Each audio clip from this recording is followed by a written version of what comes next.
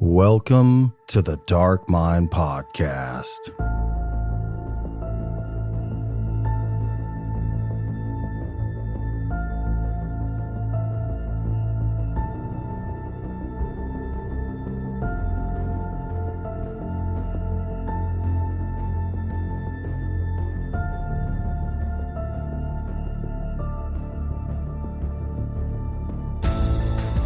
Friends and familiars, thank you for tuning in to another episode of the Dark Mind Podcast, where we explore the boundless realm of dark literature and film. On today's show, we have a writer of short stories and novellas that cannot be contained within a single genre.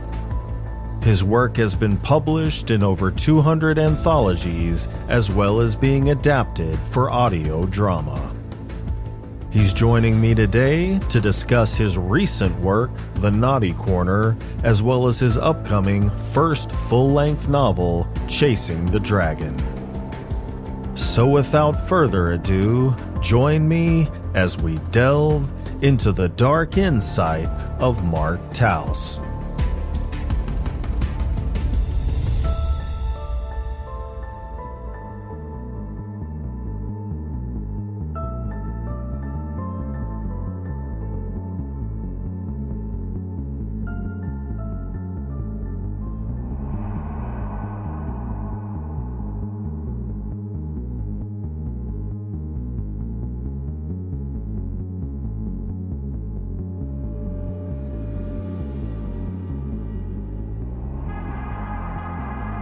Mark, welcome to the show. Thanks, Vince. It's an honor and a pleasure to be here. I'm a big fan of the show of late, and I'm excited. Oh, well, thank you for joining me on this 12th day of January 2024. I had first heard about your work when I had Damon Manx on the show because I know you collaborated with him on Arcranium.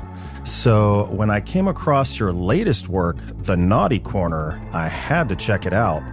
And what I found were three tales that begin with violence and depravity, an otherworldly being, and a depiction of supernatural slavery. So, very interested in discussing the inspiration behind these well-crafted stories. Thanks, Vince. Yeah, I'm pretty open, so I'll be as detailed as possible without giving the plot away to these stories. But each one, as you know, is very unique, but they were all a lot of fun to write, for sure. Yes, and I will try to refrain from letting my really unbridled curiosity lead you astray into spoiler territory. I think the stories are so out there, so bizarre, that I don't even think that would help the reader, to be honest with you. I don't think anything could prepare them for load off my chest. Fair enough, yeah. Well, so the first story, entitled The Generation Games, is about population control, and they have mandated that all individuals be euthanized by injection on their 70th birthday unless they agree to participate in a contest that resembles the Hunger Games, hence the title, The Generation Games. The victors of this contest are awarded a pass to Mars, a newly colonized planet with ample space, which is something that they're in reality talking about right now. However, only the affluent can afford this opportunity, leading to the desperation to participate in these televised events. There is an inherent fear of death within most everyone, not necessarily everyone, but as far as we know, humans are the only species aware of their own impending death, which leads to angst, much like the proverbial midlife crisis. What do you think is a healthy way to deal with the strong instinct for self-preservation when our self-aware consciousness identifies it as a losing battle? You see, this is what I love about this podcast, Vince. Zero small talk. It's like, right, let's get into your head. Let's find out what really makes you tick. I listened to the one with Keelan Patrick Burke, Damon as well, and Ruth, and I just love that aspect of the show.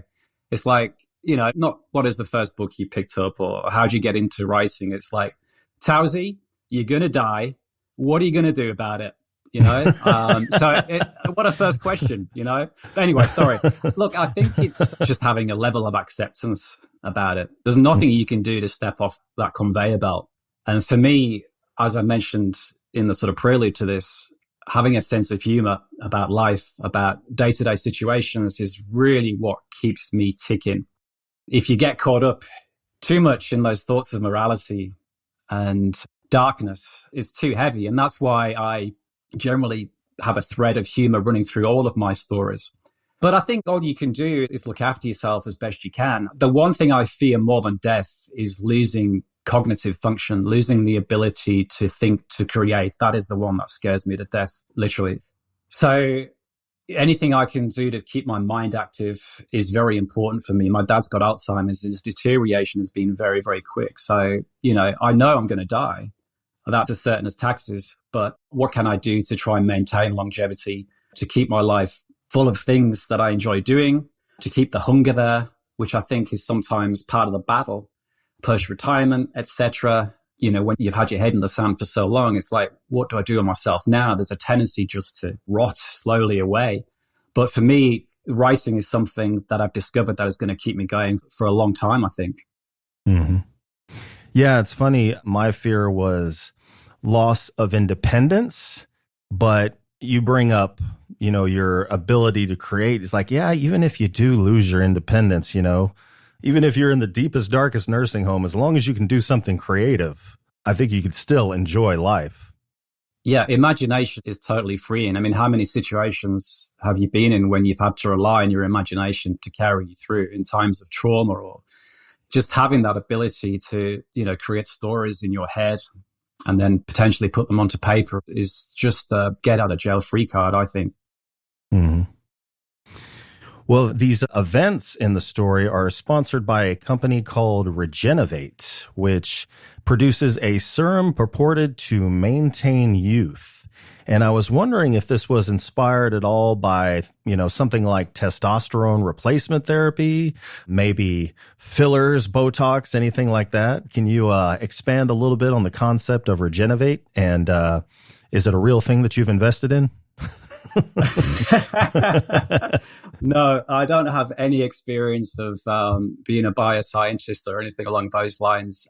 I did do a little bit of research, but the beauty of fiction, especially writing something 20, 30 years from the current point in time, is that you can cheat a little bit, But for me, it was really, the message of the story is really highlighting corporate greed, the contrasting ugliness involved in a product that is there to, or supposed to, enhance beauty and turn back time. So I think that's just the sign of the time. It's just something I wanted to explore within the story, really.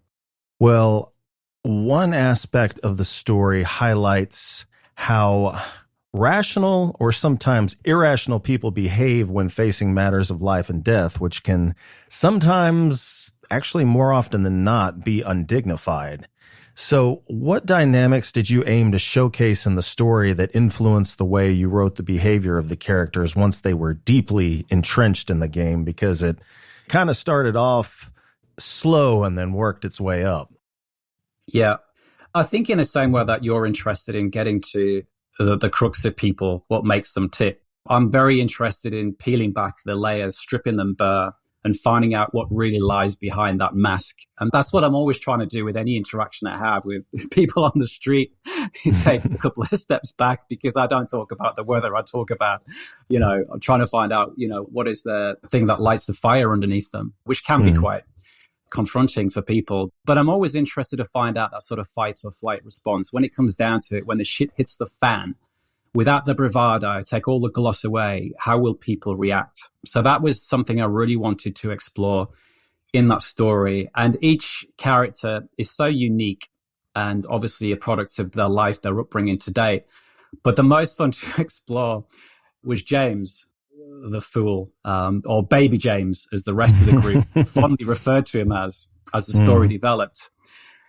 Take a guy who's been handed everything on a plate, and then essentially, strip down his layers and see really what the man is about, what's truly inside him.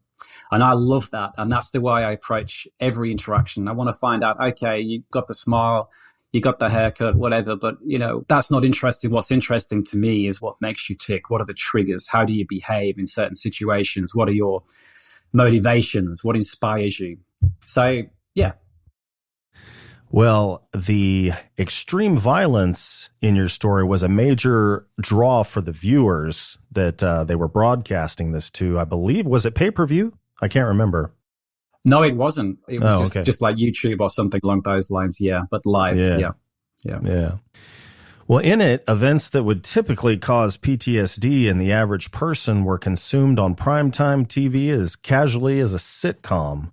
And there is a huge viewership for reality TV that showcases people's tumultuous personal lives, as well as for true crime stories that reveal the horrific outcomes of criminal acts. And it seems that people are fascinated by watching others fail at love or succumb to violence. So what do you think drives this desire? It's such an interesting question, isn't it? Because I'm a victim of that myself at times. Yeah. And it's easy to get hooked into as well. I think it's just escapism. I think it's a distraction from, in many cases, someone's own life, their woes. Mm-hmm. But I find it interesting that how quickly things have developed now and how numb we are to certain things that a few years ago would have shocked us. So I think there's an increased appetite for, well, something along the lines potentially leading up to the generation games. Who knows? Who knows where we're going to be in 20, 30 years in terms of sort of reality or live TV. But the one thing I thought about when I wrote the generation games is that it didn't feel too far from where we are. And that's horrifying in a way, because I can see that happening, in the way that extreme horror has taken a turn. We're not too far away. It's a few small steps, but yeah. Yeah. My wife, she likes to watch both, true crime and what I like to refer to as trash TV, like 90 Day Fiance and those kind of shows. And she's a super intelligent woman, master's degree in psychology. So she was like, I think the reason I like to watch it is because it makes me feel good about my own life. That's exactly it. That's exactly right. Yeah. See, this is the draw, isn't it? That's the draw. Yeah. As opposed to Facebook, where you're constantly trying to, rise to expectations, watching people fail gives you a little bit of a high.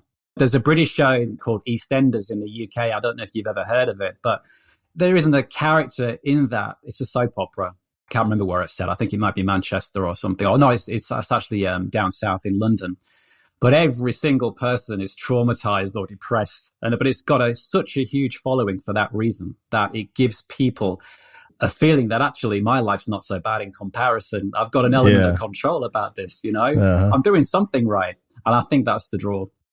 Yeah, and honestly, I don't know how true TV is. I mean, it seems like it's almost like it's scripted improv. Like they have kind of a trajectory that they want the story to take, and then they just leave it up to the actors to, all right, get from point A to point B, however you would if you were living this in real life. I don't know.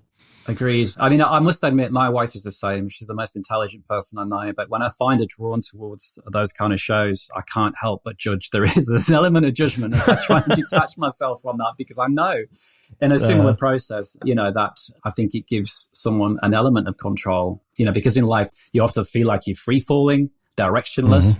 So I think anything that sort of nudges you or sort of gives you a pat on the back to say, actually, yeah, you're doing all right. There's no rule book for this life. You're doing all right. Anything like that, I think people are definitely drawn to. Yeah. And with the true crime, either she's got morbid curiosity like I do, or she's trying to kill me. One of the two. No, you know what? That's really odd because my wife is exactly the same way, obsessed with true crime. Audiobooks, paperbacks. She had at one point a collection of 200, 300 books on true crime. I mean, everything from, Ed Gein to Fred and Rosemary West is crazy. But at the same time, she can't watch a horror film. If I say, sit down, let's watch this movie together, and within 2 minutes, she knows it's a ghost story or horror film, she can't do it. She'll be out the door, slamming it behind her. It's so odd. I find that pretty crazy because reality is much, much more terrifying than fiction. We all know that. Yeah. I know people like the same as your wife, but my wife, she does like horror movies. That's one of our things is we like to watch horror movies. So she's fictional you're or a real. match made in heaven. Yeah, that's perfect. I was jealous. Yeah. She doesn't like reading novels, though. So that's so interesting. There's so many sort of parallels because my wife is not into fiction at all. She can't read it. That's crazy. Really? Yeah. Interesting. Well, there is a greedy corporation facilitating and broadcasting these events, led by a greedy CEO, along with lower-level employees who are equally corrupt and avaricious. One of them, at least, just a straight-up slob. So, to me, and this is probably not going to be a popular opinion, but to me, this scenario brings to mind MMA fighting. And I'm not saying that extreme fighting championships, showcasing skilled martial artists battling it out to where they are getting pretty brutal with each other is inherently bad. But the way it's conducted with all the pre-fight shit talking and narcissistic behavior, it just the whole thing turns me off. I actually probably would watch it if it wasn't for that fact. And I would argue that when you strip away the discipline and honor of martial arts, it just becomes a form of human cockfighting. And by cockfighting, I mean the the fethered thing, not the that thing. That could be next. That could be the next story. Yeah, next novella. Just be beating each other around with their erect. I don't know how you train for something like that. But I don't really know. Lifting weights, I don't know. Yeah. Anyway, that's a whole new game, isn't it? Well, pardon the pun, but yeah. Anyway, sorry. Well, I mean, what are your thoughts on this? Do you think we're watching a version of your story played out on MMA championships that a lot of times are on pay-per-view? Hey, we had the bum fights. Do you remember the trend of the bum fights? That was illegal, though, was it not? Yeah, it definitely was. But I'm the same regards sort of MMA cage fighting. Now, I do actually watch a lot of the fights because that sort of mix of martial arts coming together is really intriguing for me. I've got a black belt in Shotokan karate, so I've got a little bit of vested interest. I haven't practiced for so bloody long, but if someone, has flair and style, I just love watching them. I really do. But the shit talking that goes on, getting into their heads, their personal lives, sort of blasting their mothers, their children, it's just I can't take any part in that at all. But the problem is, we know that that's encouraged by the corporate bosses. That's part of the build-up. That's what sells tickets. People invest in this hatred, the resentment that these fighters put out on screen. Yeah. But I can just imagine them at the end of the fight, the way they hug or even pre-fight. They've probably been friends at some point. They probably share a beer, but it's just all for figures. It's all to get the viewers up. And I guess that's to be expected. It's all about the money. It's all about the corporate greed. But the difference with the generation games is that these fuckers are fighting for their lives. They've been given a cheese grater and a bread knife, and it's a fight to the death. You know what I mean? It's there's no getting out. There'll be no sort of hugging each other afterwards. This is it. This is the finale, and there will be blood, and there will be death. And the question is, would people plug in to watch that? And yes, I think they would. Which is it's a horrible thing to say, but against everything we project, I think. But anyway, that's quite taboo, isn't it? But yeah. Well, you seem to have a very well-developed sense of gallows humor. Are you a fan of the late George Carlin? No, I'm not actually. No, I'm not. Oh. No, okay. I know of them. But I definitely got a very dark, twisted sense of humor that we mentioned again in the prelude, that I think just having that helps balance the dark and the light. And it just helps, sort of shed some light, so you're not getting too weighed down with the heaviness, with the darkness. You're integrating with the shadow. Exactly. Yeah, absolutely. In a very tongue-in-cheek way, which I think is why I tend to get away with quite a lot in my work. Well, with all the high-stakes physical activity in this book, you might forget that the characters are all on the verge of turning 70 years old. So how did you balance portraying the physical limitations of age with the demands of the intense action in the book? Yeah, that's a good question. And it's something I always have to be wary of because, there's a tendency to get carried away mid-action. And there's only, so far, muscle spray and tiger balm will get you in those sorts of situations.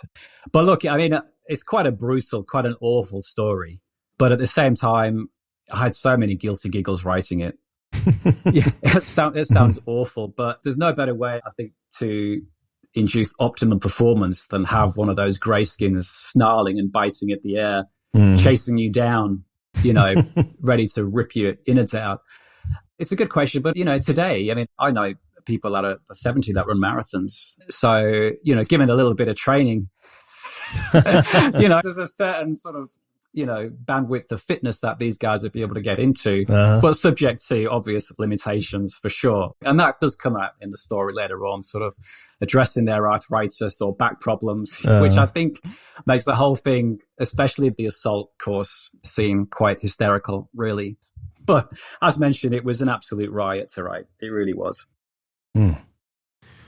Well, actually, to kind of backtrack a little bit, would it be a spoiler at all to kind of ask you exactly what I think you called them grayskins?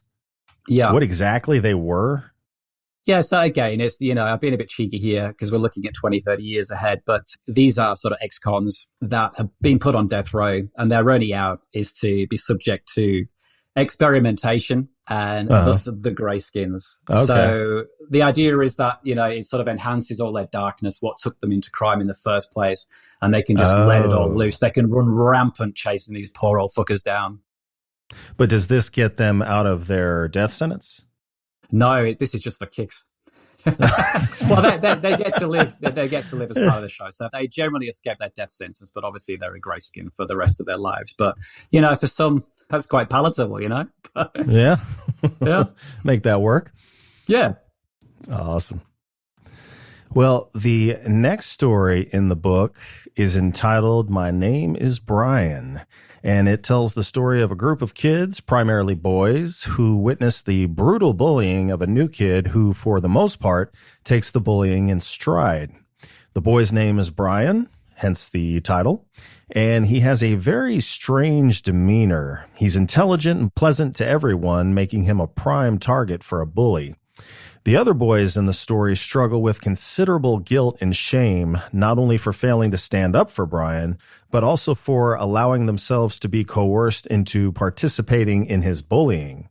So what led you to delve into the guilt and shame experienced by the other boys in the story? I love coming of age tales, and I think it's impossible to reflect back on coming of age without there being some aspect of bullying involved, whether that be you as the victim or someone coerced into it or just the passerby that does nothing about it. So I wanted to explore and dissect the power that one person can have over a group of people. And we all know that happens, small scale and large scale. And I just think it's quite interesting to dissect that.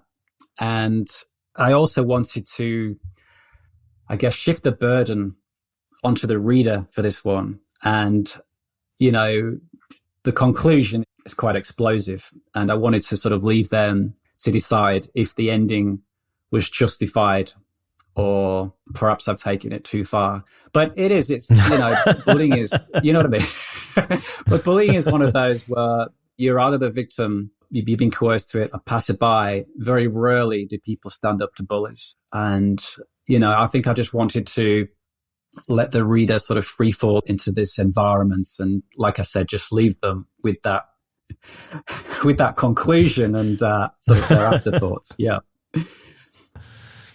Well, one of the boys, in particular, Tommy, I'm pretty sure it was Tommy, correct me if I'm wrong, really liked to envision himself as a warrior who would stand up to Richard, who is the bully, and save the day.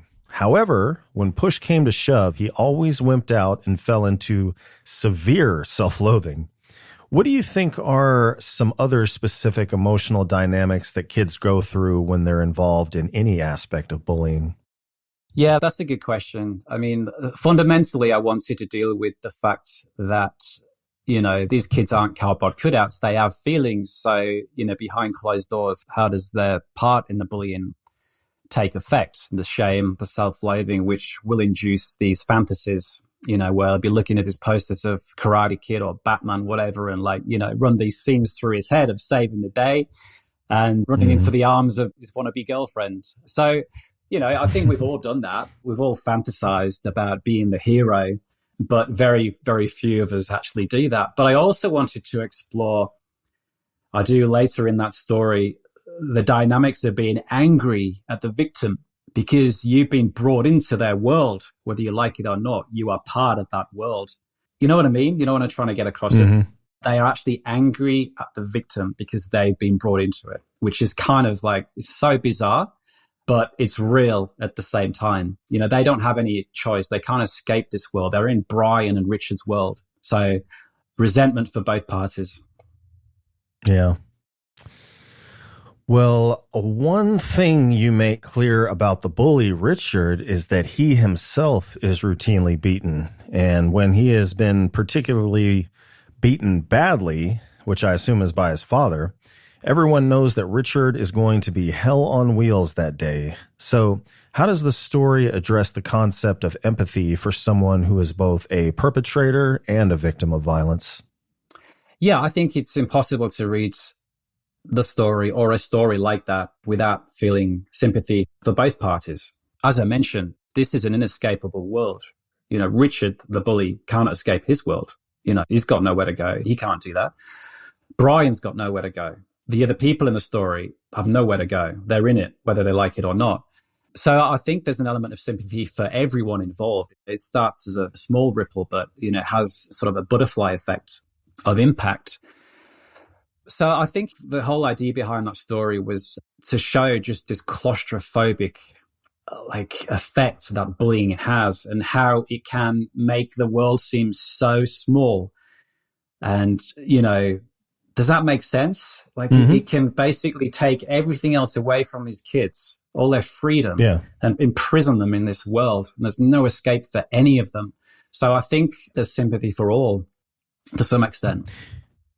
Do you think there would have been, even though I think most people know that hurting people hurt people, and just being a bully or being abusive doesn't exist in a vacuum, do you think if you would have left out the part that speaks about, when he's gotten a beating at home, watch out, because when he comes to school, it's going to be hell for everybody. And then there's one other part that I'm not going to say what it is because I don't want to reveal too much.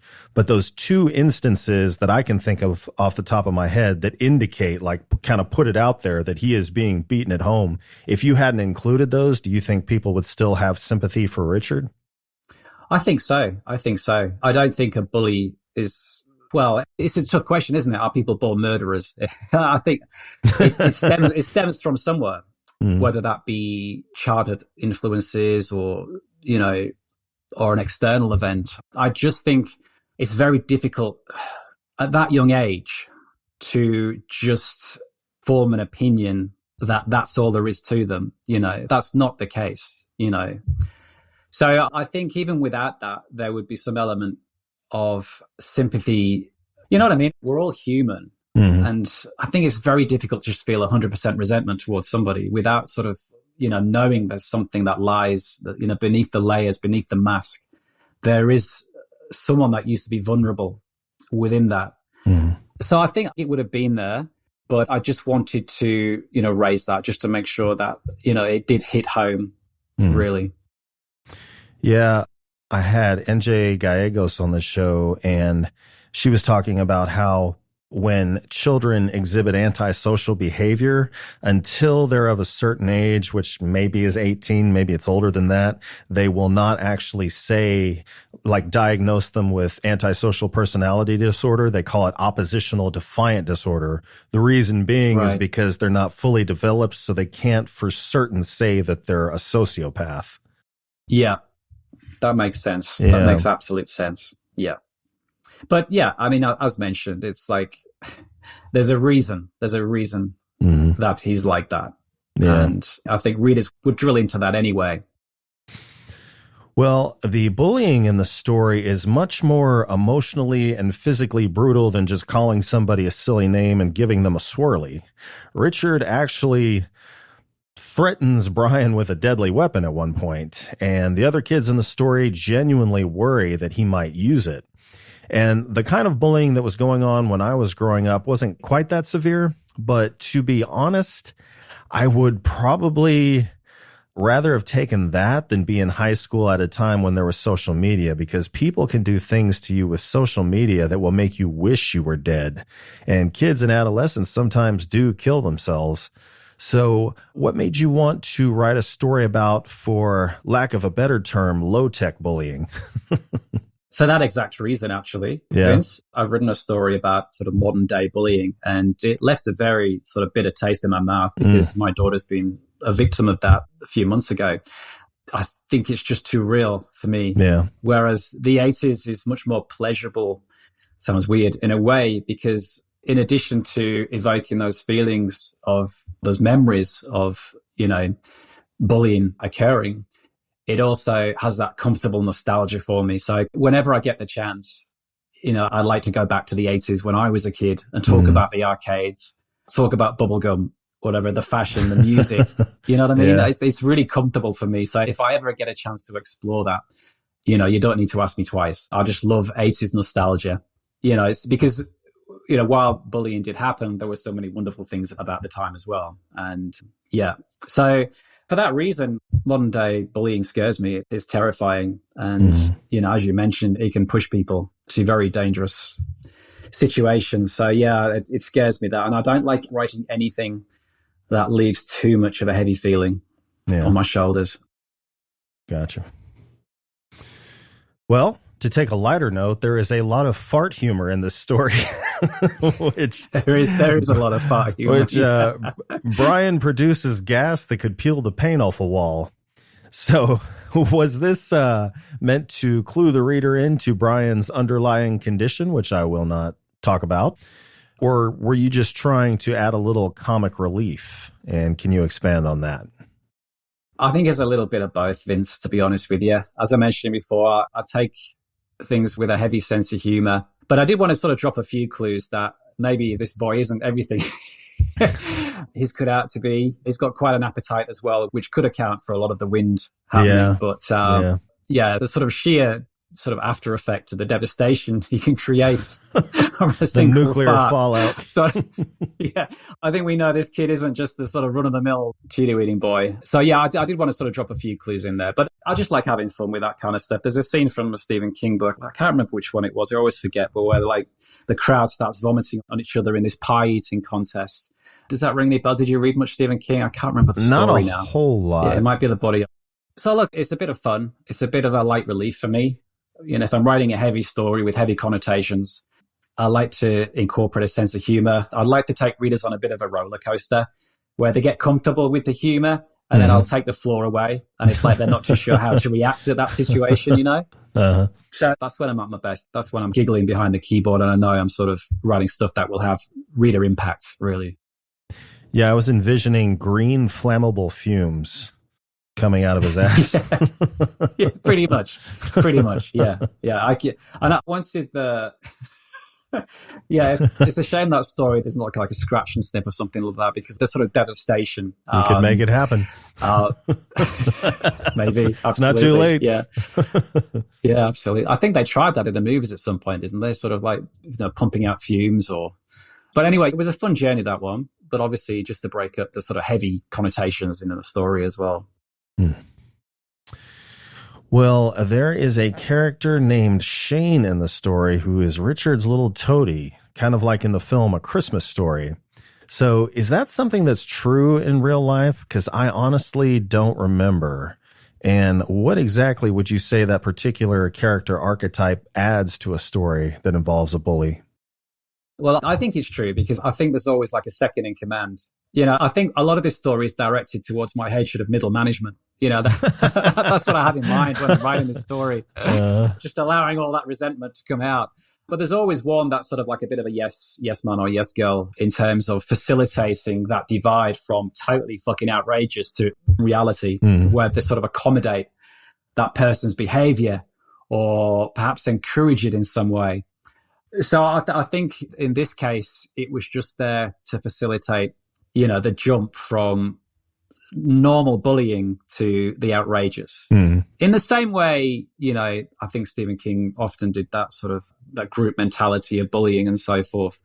But yeah, most of this, I had middle management in mind when I was writing this. 2 IC, second in command, get out of it, go away. Well, once again, the ending of the story, which I won't reveal, was very unexpected and speaks to a very specific genre of literature. And the general rule of thumb that I hear from authors is to write what you love.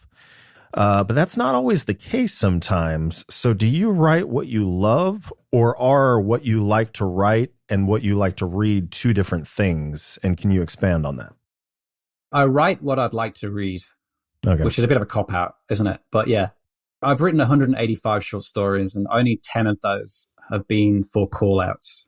So generally, as a rule of thumb, I write something that's going to be entertaining for me. The most important thing as a writer is that you're having fun during the process. Because if you're not, the reader's not going to be having fun either. So yeah, but I'm drawn towards certain stories. But at the same time, I like to experiment.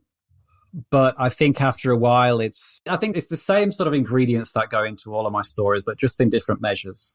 So we have the dread, we have the surprise, we have the humor, we have the suspense, and we have the sucker punch of an ending. Mm. It's generally the same, put them in a bowl, but I'll use different measures at times. But that's generally what makes a story entertaining for me.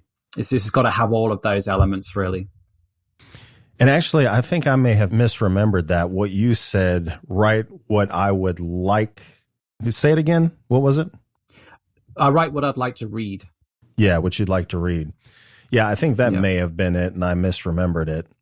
So how far is what you'd like to read from what you normally read? Because I'm assuming when you say what I'd like to read is something that doesn't exist?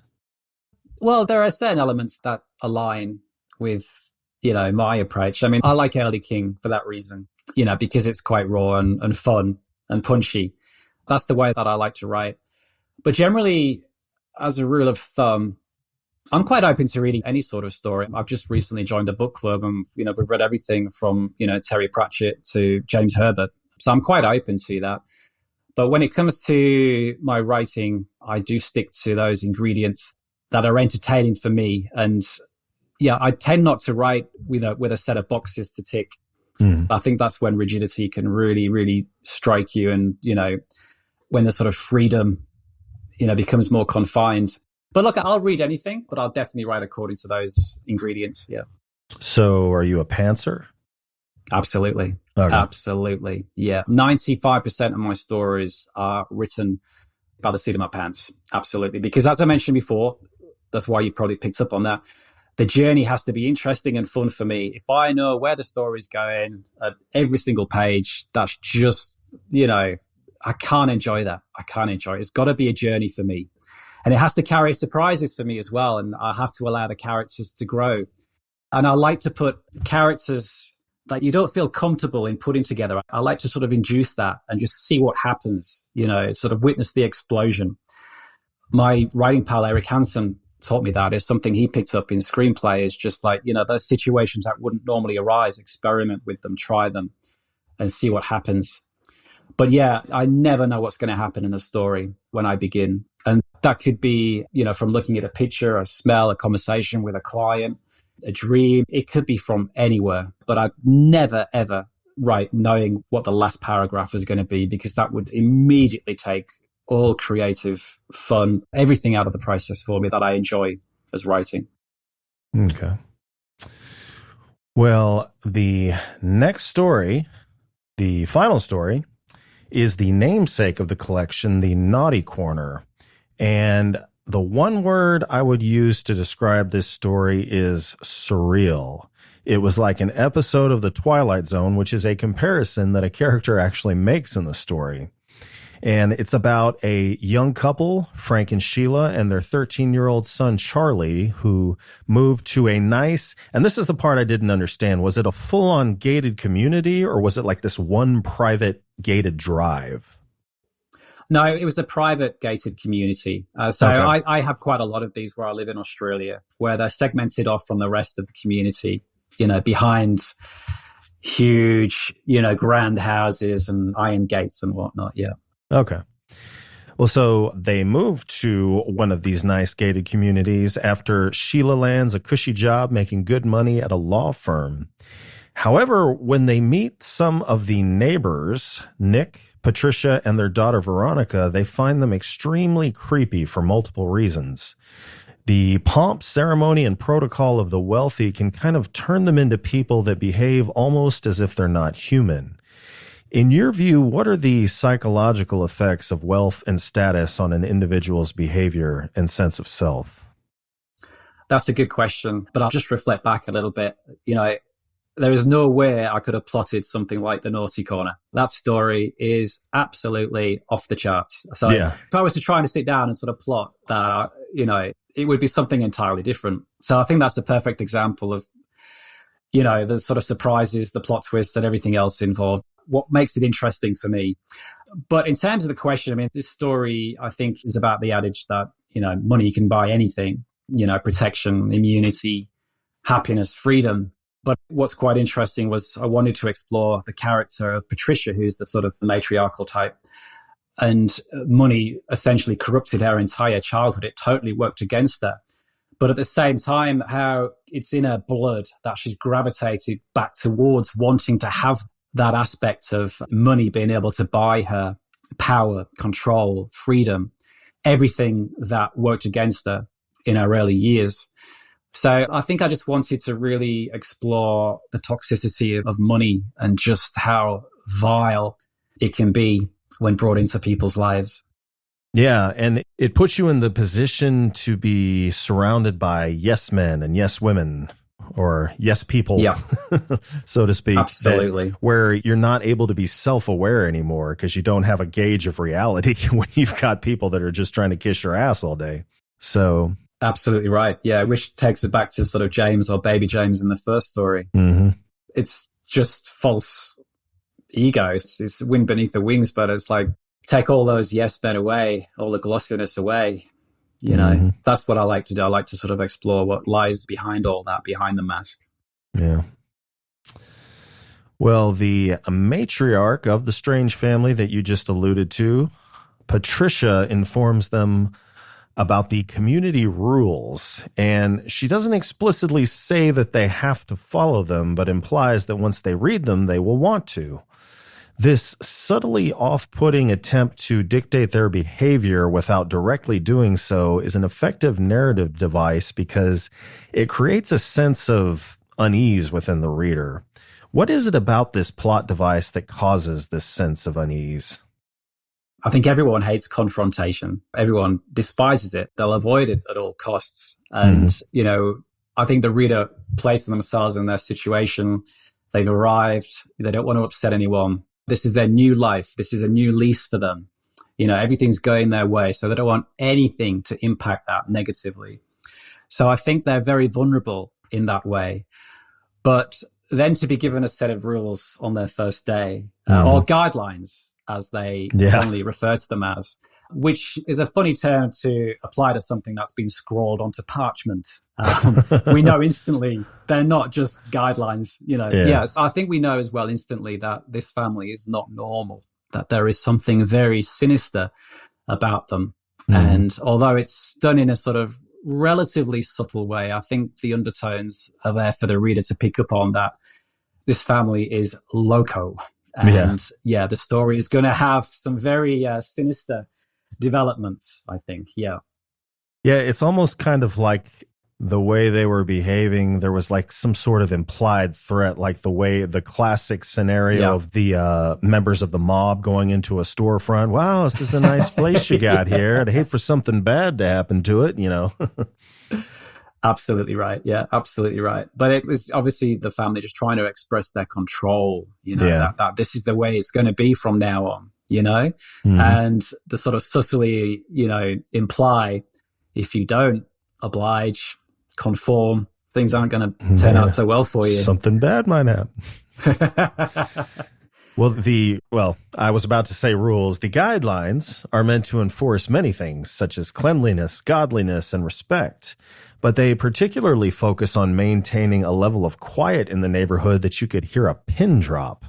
So why was this so important to the strange residents?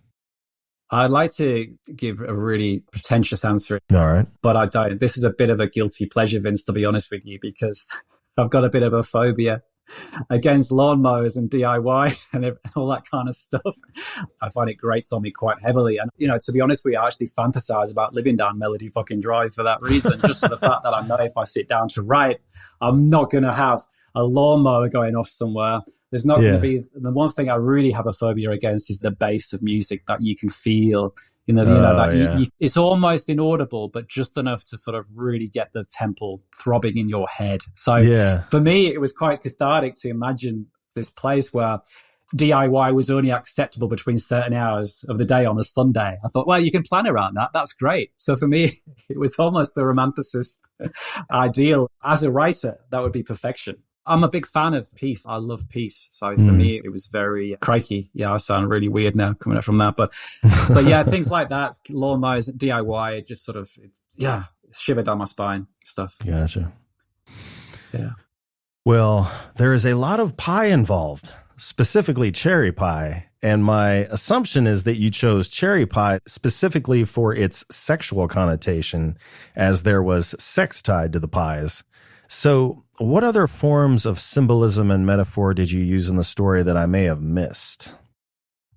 You might be reading too much into that. But there is because cherry pie was definitely quite a heavy connotation, wasn't it? I've used cherry pie. Look, it is my favorite pie as well. So there is that. It is my favorite pie. But also, does sex come with it? Is that why it's your favorite? Well, no, it could go downhill quickly, couldn't it? But I did use the cherry pie in the first book I launched called Nana. So that was a novella, and that cherry pie had very sort of sinister connotations in the same way. So I think I'm just drawn towards that. But I think it's just, I like to use objects that appear sort of innocent and then assign to them some sort of evil or sinister aspects, like the licorice straps, for example. I had someone read that story, and then next day they were in a candy shop and they saw the licorice straps, and it was like it sort just of ruined it. Yeah, pretty much. Yeah. So again, that's a guilty giggle for me, is sort of like attaching some guilty connotation to something that, is seemingly so innocent. Yeah. So when it came to being terrorized, you didn't spare the son from psychological manipulation and abuse, which I think heightens the terror of the book tremendously.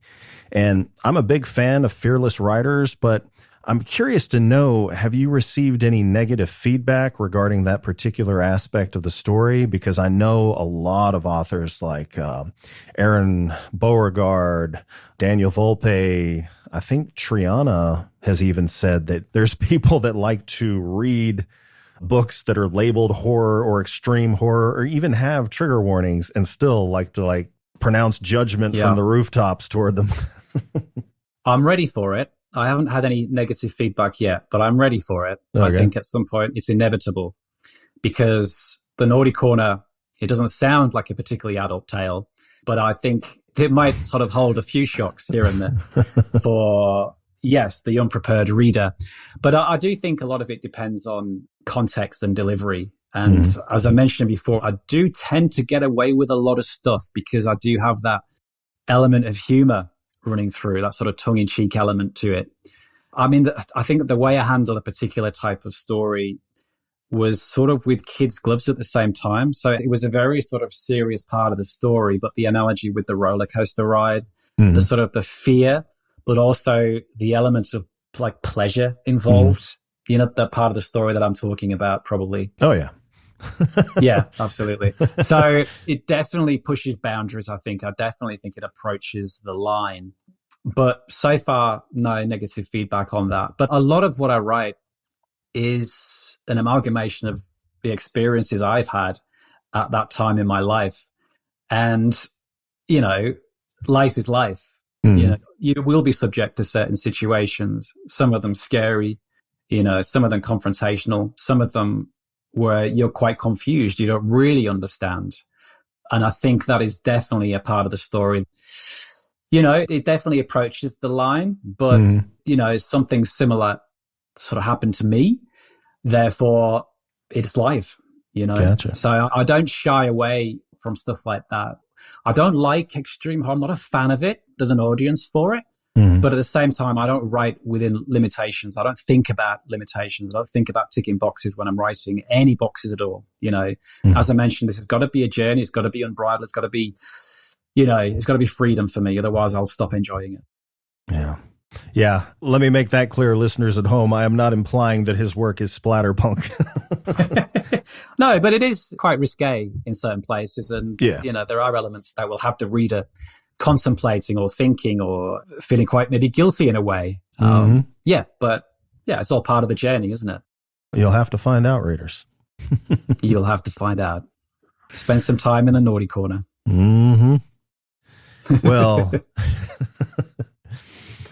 Well, the prospect of being someone's slave under the threat of violence and mental terror is one of the main, if not the main, themes of the story.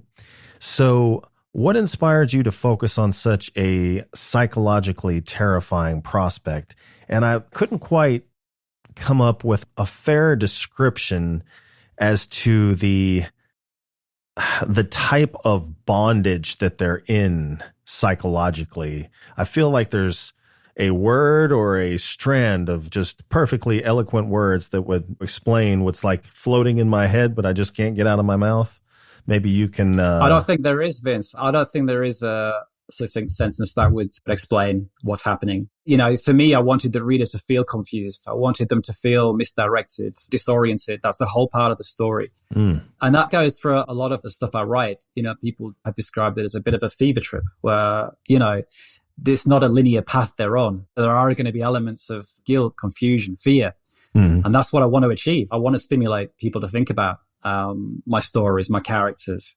So I don't think I can do that for you. But it was, again, just exploration of the impact, the control someone have over a group without even lifting a finger. It's that power, it's like the Mansons or whatever, you know what I mean? It's out there, it's real. Yeah. And I just find it quite fascinating. So I definitely wanted to just, to dissect that really. Gotcha.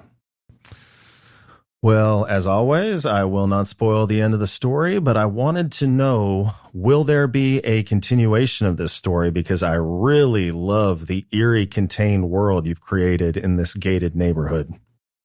Never say never. It's not something I have planned for the near future. But that said, I took one of my old novellas down called Hope Wharf, which is one of my favorite stories. So it was sort of bittersweet, but I could see, in the same way you can, that sort of potential to expand it into like a full-length novel environment type situation. So that's what I'll be working on 2024. But there's absolutely no reason why I couldn't come back to that world and, expand on that, because I enjoyed spending time down Melody Drive. It was traumatic, but it was also sort of, an interesting character study. And I never say never. I mean, there's lots of work. I mean, I've written 185 short stories, 15 novellas, 2 novels. There's lots of stuff I can go back to and sort of explore and give a bit more sort of time to. So, never say never. Yeah. Okay. Well, you mentioned in the author's note that you did not start writing until the ripe age of 45, a detail I really latched onto considering I didn't start podcasting until I was 41. I had always wanted to do a podcast, and once I hit my 40s, it gave me a sense of urgency to get started. So what was the impetus for you to begin writing at the age of 45? So we'll just throw this back to you. So what was the actual trigger that sort of finally pushed you over the edge to do it? What was it? I don't know. It was the weirdest thing. I was sitting down with she was my fiance at the time, my wife now. Yeah. And I mean, I've always wanted to do a podcast, but like I was just sitting there and I don't even know if I had really been thinking about it for that long. I just looked over at her and I was like, I want to start a podcast. And she was like, what? Like, you don't really you're not social. You don't really like talking to people. It's like, I don't care. So you've never hinted towards it before, really. It was just something that you sprung on it came out of the blue. Got the bug. Yeah. Okay. How interesting. All right. Look, it's not too dissimilar. I came out of uni with a degree in maths and, because back in the 80s, anything else like English or anything was pretty much frowned upon. So I took the safe route. You want to be a banker or an accountant or, But I ended up in sales I don't really know how it's a horror story in itself, but like 3 decades went by without me doing anything creative at all. And my head was in the sand, just doing the job, getting home, drinking a bottle of wine every night, blah, blah, blah, sort of just to numb that creative beast inside. But the voice that in my head was one of my old English teacher. And she always said, you need to follow this. You should pursue this because you have huge potential. And at the time, you don't worry about it. Everything's short term when you're young. You don't think about sort of long term consequences of anything. But it's been at the back of my head for 30 years. And it got to a stage where I started talking to my wife about it. It started coming up in conversation. And I think it was maybe fear that prevented me, or just the thought of not having enough time to do it. I was just, putting all these boundaries up. And my wife finally said, Towse, you're boring the shit out of me. Just go and do it. And I started, and I wrote the first few stories. The first story was about people biting each other's ears off. It was fucking awful. It was terrible. But I got a few stories out the way, got rid of a lot of the bile in my head. And then, I wrote a story that I thought, actually, that's half decent. That's not bad. So I sent it off, and a few days later, I got an acceptance and like $75. I thought, this is all right, isn't it? This is like free therapy. Well, it's not just free. I'm actually getting paid for sort of self-therapizing in a way. But that $75, it might as well have been gold bullion to me, because I don't know, it just set something off. And from that point forward, I've been prolific. But for me, initially, it was all about therapy. It was all about writing that trauma out of me, getting rid of all that bile.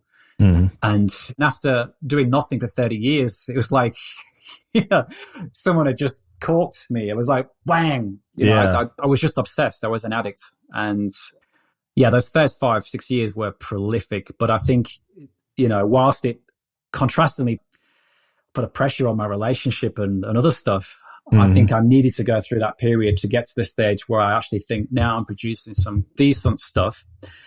And I think now I feel comfortable in calling myself an author after going through that process. And so how long have you been writing now? 6 years now. 6 years.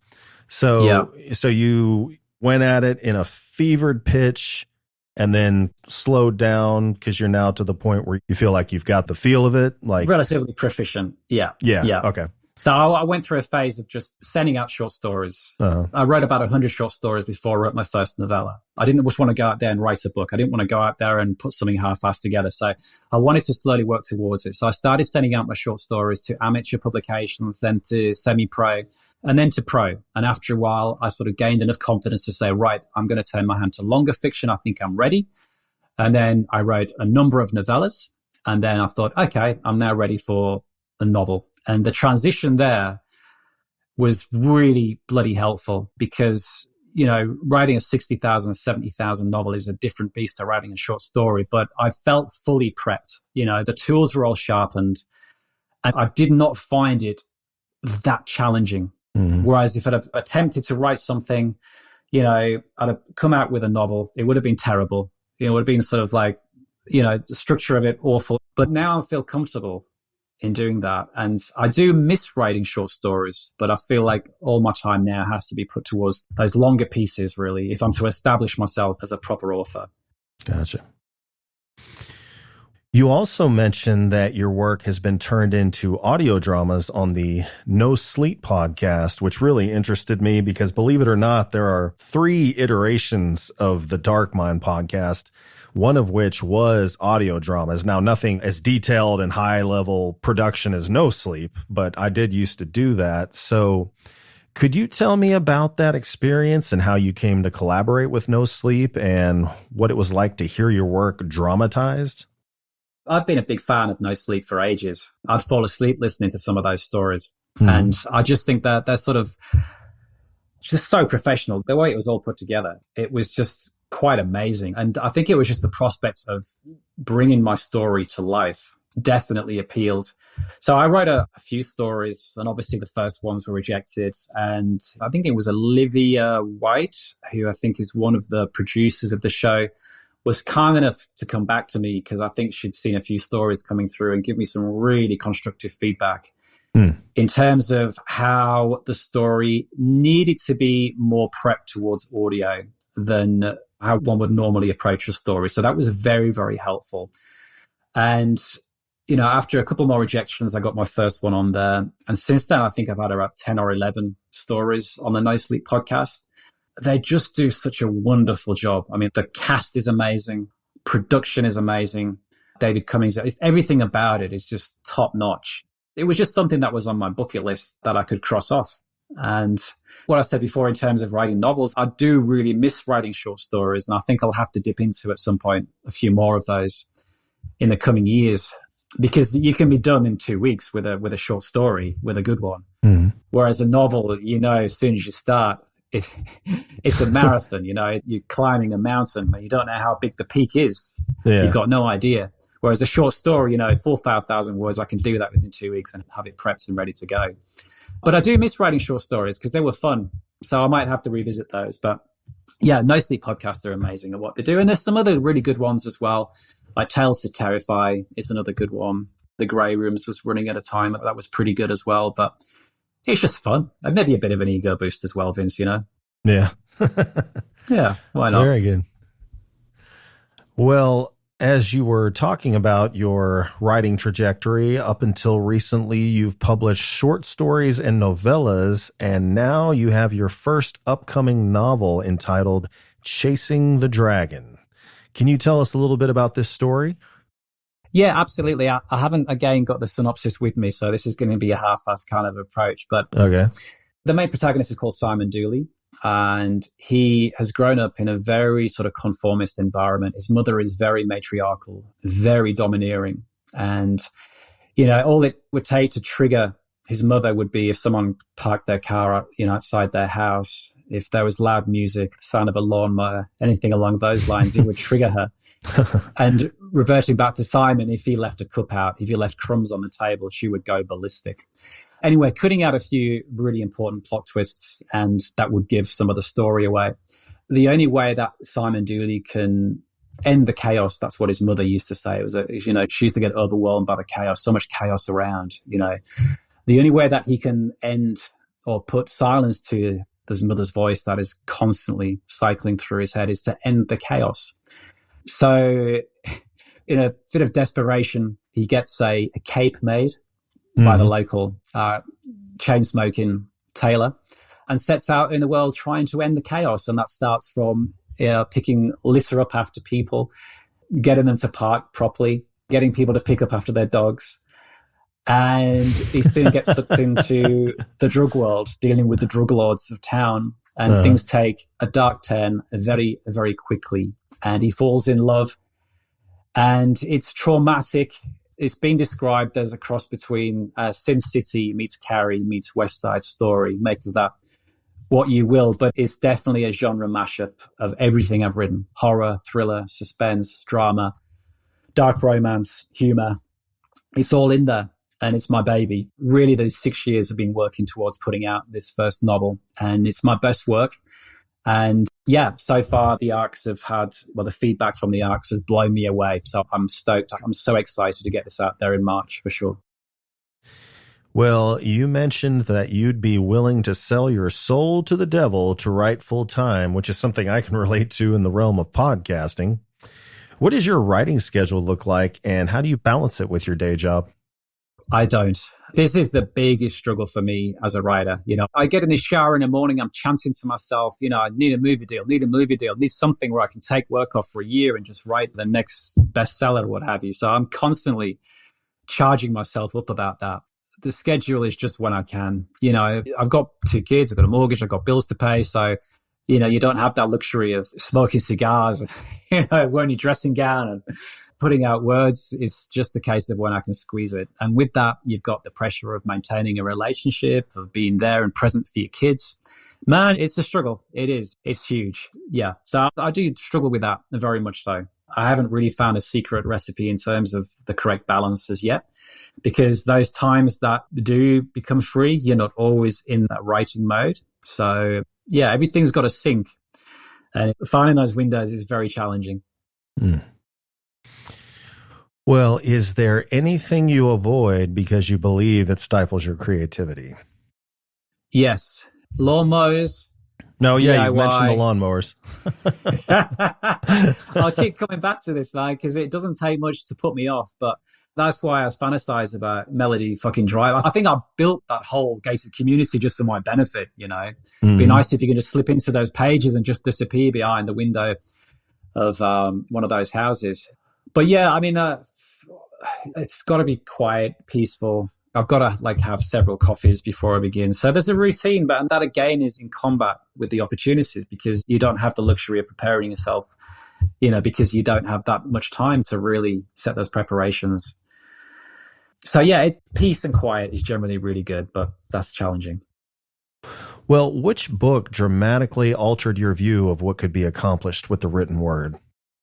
So again, I could draw to being pretentious, but I'm not going to. I'm just going to say straightforward.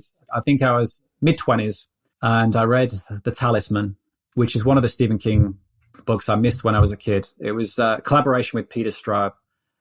And you know what? I remember that one just because it took me from being in my mid-20s to being 12 years old again. There's so much sort of awe and wonder involved in that book. There's so much magic that you can't help but feel like a child when you're within those pages. And that's something I try and aspire to when I'm writing. I try and, you know, introduce that jolt to readers, that nostalgic kickback to when they might be a kid or to a certain situation. But for me, that book, it just transported me into another time. And I think that's really fucking powerful. Yeah. Yeah, for me, I know John Grisham isn't exactly like this pioneer in literature. There's people that have just done crazy stuff with literature, but I say the client, and the reason is up until that point, what would I be, like 14 years old when that came out? I hadn't really read novels per se. I'd read the Christian stuff, I guess, that I was allowed to read at the Christian school that I went to. And I didn't really understand why people read novels. And I bought that novel at an airport because it basically had the movie cover on it. And I wanted to see the movie. I was like, oh, maybe this is like reading a comic book or something, you know. I didn't know what to think. Yeah. And so when I read that, I was like, oh my God, I can't believe you can do this with words. This is insane. Yeah. Yeah. It's remarkable, isn't it? And it's obviously going to be different for everyone. Mm-hmm.